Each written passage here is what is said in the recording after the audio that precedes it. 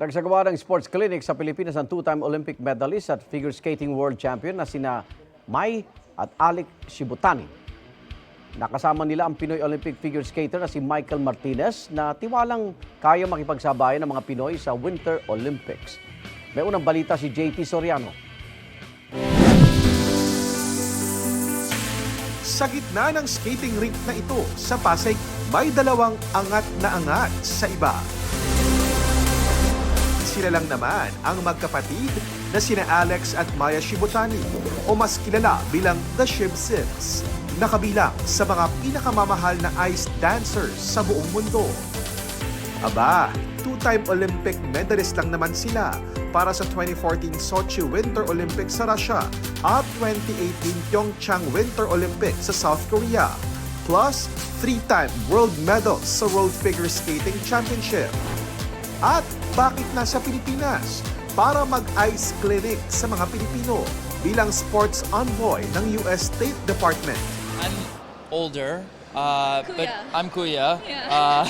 But we're equals on the ice and we work together. And so that collaboration, we're working towards the same goal, whether it's a competition or a performance, or now we were writing books and Teaching together. Teaching together. And We learned so much about resilience in our time as competitors, and to be able to share what we've learned with the next generation is something that's so important to us.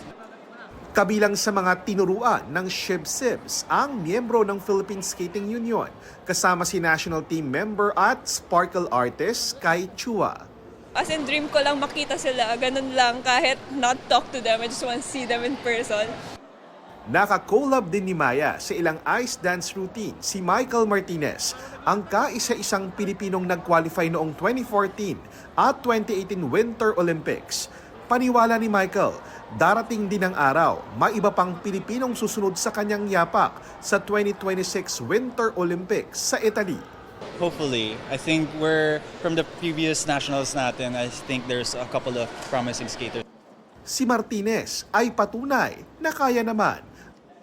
Kahit walang snow rito at limitado ang access sa ice rink. We really encourage the next generation to dream big and believe in themselves. I think the challenge of figure skating is the creativity. We do so much mental visualization. Ito ang unang balita, JP Soriano para sa GMA Integrated News.